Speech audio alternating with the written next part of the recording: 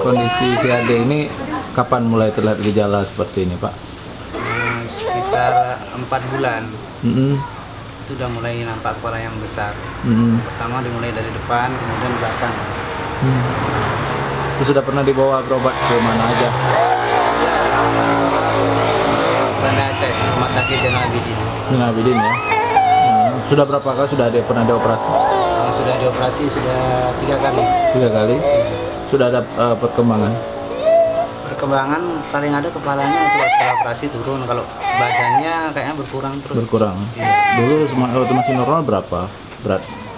Beratnya hampir 10 kilo. 10 kilo ya. Sekarang Sekarang tinggal 8.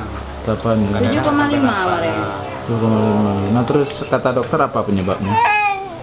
Virus penyebabnya. Virus ya. Iya.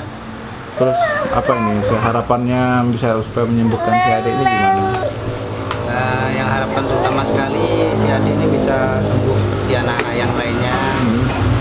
Dia bisa main seperti abang-abangnya kan. Ya. Kemudian kalau ada donatur yang mudah-mudahan dapat meringankan beban dia. Usianya sekarang berapa? Sekarang usianya 1 tahun 2 bulan. 1 tahun 2 bulan ya. Ya. Namanya apa? Nama anak? Namanya Fatan Aris Nugraha. Fatan Aris Nugraha.